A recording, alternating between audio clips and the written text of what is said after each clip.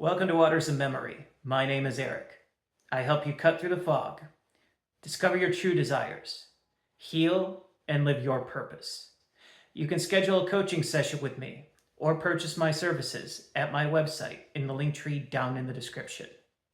If you like what I do here on YouTube, you can support me for as little as $5 a month on Patreon, and I offer a range of healings, cleansings, attunements, rites, and empowerments at the higher tiers. I swear that the way the law of attraction is taught is designed to drive people insane, especially anybody with an active mind or an anxious disposition. Yes, there is a correlation between what goes on in our head and the outcomes that we manifest, but it's not one-to-one. If that wasn't the case, you would have no examples of someone who goes into a job interview anxious who ends up getting the job. The outcomes that we achieve are based on energetic compatibility, and energetic compatibility works in layers, with our mind, our thoughts, being only the top or external layer of our energetic body and being. It doesn't mean that there's anything wrong with positive thinking, as long as you aren't pushing away an emotion that you need to feel, express, and process. Think as positively as you like, especially when it comes to the internal dialogue that you have with yourself. There's a lot of people out there where you get the impression that if you could be inside their heads, it's like they're locked inside a room with someone who hates them. But I can also speak from my own experience when I say that I haven't made much progress in terms of improving my inner dialogue through a focus on affirmations or positive thinking or these elaborate scripts that are designed to get me on a roll. Because I will feel this increasing resistance that does not get weaker the more I repeat these things. It puts my nervous system into a kind of manic state until it burns out. And all I can do is the bare basics until my nervous system starts bouncing back. And then I have to assess, okay, that didn't work. How do I proceed from here? And what has worked best for me in terms of improving the quality of my thinking has been the opposite of what you would expect on the back of teachings like the law of attraction, which is to start taking action towards the things that I want to change or achieve before I'm in the right feeling state, or to get out of the realm of the mind altogether and ignore whatever that negative loop is doing and focus in on something that I'm creating. Go out into nature and just ignore those thoughts until my mind goes quiet. Some cases, hop into the shower and turn it on cold. Funny story that I've always had an active mind throughout my life. The first time my mind went dead quiet is when I hopped in and turned the water all the way down and stood there for 30 seconds. I was doing the Wim Hof thing during that period. I wouldn't recommend jumping in there and just going straight cold, especially if you have any kind of cardiovascular issue that can be a shock to the system. But I can tell you this, if you stress out your nervous system and then let it come back down to baseline, that can make you calmer than you were before you were exposed to that stress. So acute stress can be very helpful in calming you down and even improving the quality of your inner monologue. But chronic stress, chronic low-level stress specifically, is what wears us down and tends to create a lot of negative outcomes for us, both in terms of health and the things that we experience throughout our lives.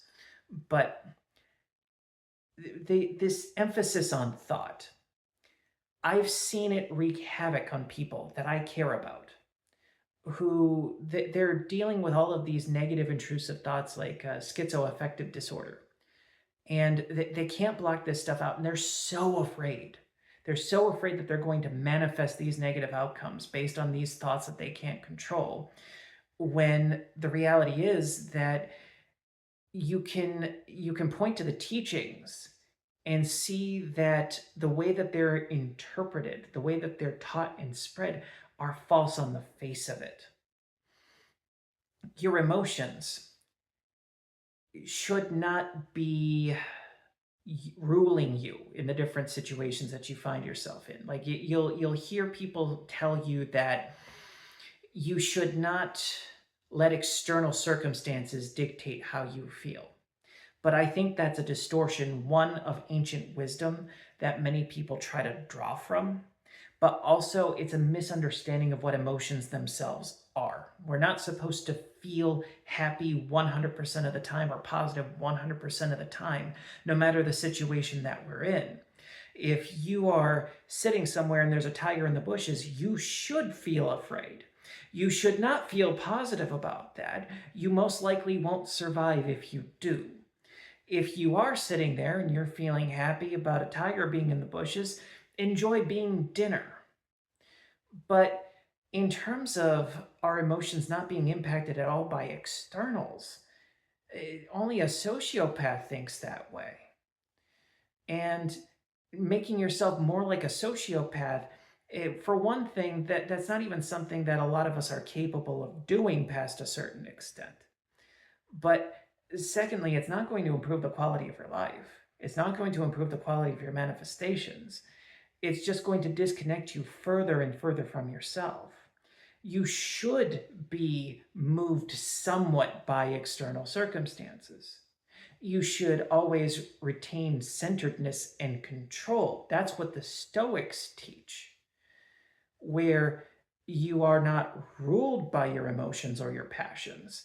You are aware of them, you feel them, but you still take the appropriate action. So going back to the tiger example, it's no good to feel fear but then be frozen in place.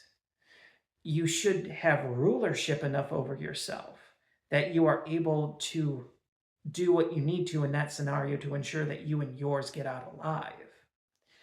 But to say that you should not feel anything in response to externals doesn't make any sense. And now, when you look at the people who teach this, especially looking back at some of the things that have popularized it in this century, like The Secret, oh man, is that a can of worms. There's one guy who was in The Secret who got arrested because a couple people died in an Indian sweat lodge. Now, did that happen just because he wasn't applying the principles properly? Did he go to prison for about a decade because he wasn't thinking positively enough? There's another example on there of a guy named, I think, John DeMartini. He was on a podcast not that long ago where he was talking about there being silver linings to some horrible things that children experience. And I understand that there were people in the comments section trying to run defense for him, saying that if you look at certain Buddhist philosophies, they will talk about good and evil in less of an absolute sense and so on and so forth. But there's something deeply inhuman about someone who can't separate that discussion from the human discussion, where they can't even say, as a human being, I think that something like that is evil. But from a cosmic perspective, I can entertain a discussion like that even if I'm not on that wavelength. But someone who just jumps straight to, oh, there are silver linings to that, it doesn't hit right. Oprah was one of the people who promoted The Secret, and she's a great example of what I'm talking about, because she will tell you that she built her media empire on the back of positive thinking and visualization. But the reality is that she is charismatic and she acted like a sociopath to get where she is. And note for any lawyers from Harpo who may have stumbled upon this video, I said she acted like, not that she is. My opinion aside on whether or not she actually is. I'm not diagnosing her. I'm not making allegations. I'm saying she acts like a monster. So you look at her career, she made a reputation for herself as someone where if you didn't go on her show, she would destroy your career. She approached interviews in ways, like there's one where she did with Kelsey Grammer.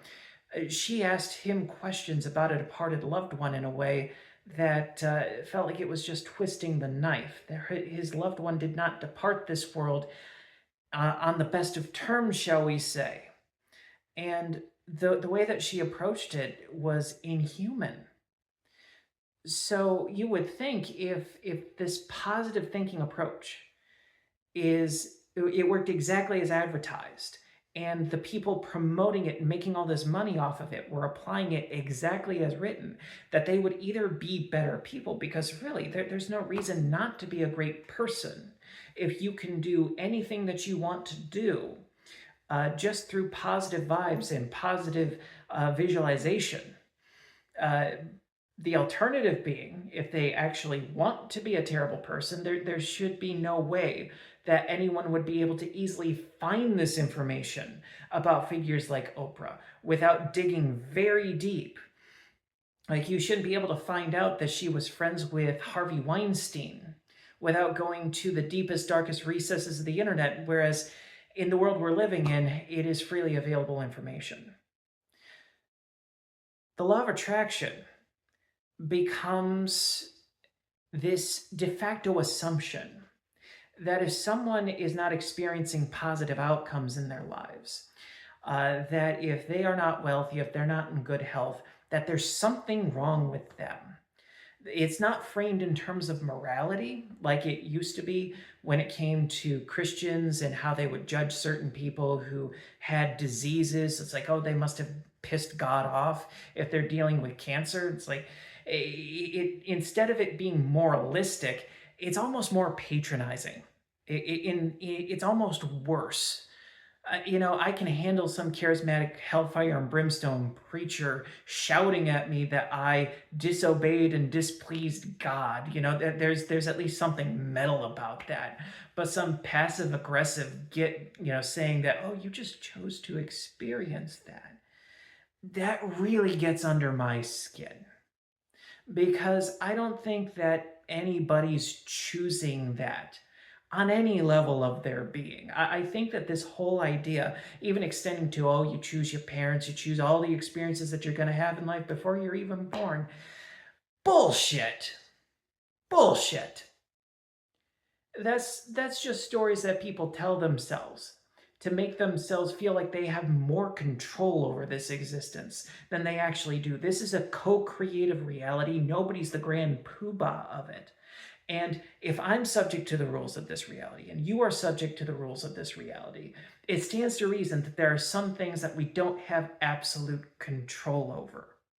And that includes the outcomes of our manifestations supposedly extending from our thoughts. There's a lot of beautiful people who deal with some tough circumstances or who don't have a lot of money to go around, who clearly do not think bad thoughts. And there's a lot of really ugly people who have achieved a lot of wealth and status in this world, who, beyond the veneer, beyond their charisma, there's clearly nothing of substance there. It's a product of a corrupt world of this era, the Kali Yuga, that I think that we're exiting.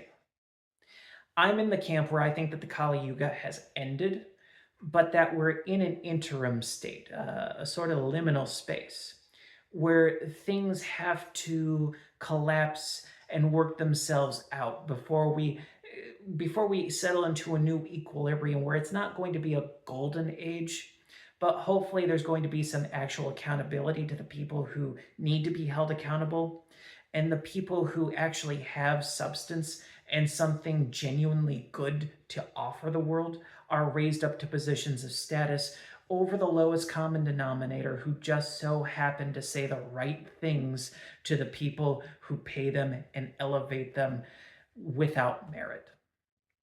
But I can't think of anything more representative of Kali Yuga spirituality than The Secret and the Law of Attraction as it's been presented. There's absolutely something to mental magic and to the kind of alchemy that you can perform by changing your mind, getting your mind and body onto the same page so that your nervous system aligns with the outcomes that you want to experience and that you want to create within yourself and within the world around you. But if all you ever focus on is your thoughts, you're going to be on a hamster wheel for the rest of your life, which is exactly what the people who sell you $10,000 retreats where people die want you to do. Because if you're that desperate and you got that much cash, you will pay for that in perpetuity. Whereas the stuff that is actually of substance tends to be a lot less flashy. It tends to be cheaper, even if it is still expensive by relative metrics. It tends to be a lot cheaper. But the thing is, it requires you to put in the work to be transformed and to transform your life. And it does not promise that merely going to an overpriced retreat is going to change your life. So with that, thank you all for joining me. If you liked my heretical take on the law of attraction, please subscribe, like, and leave a comment. I'll see you guys on the next video.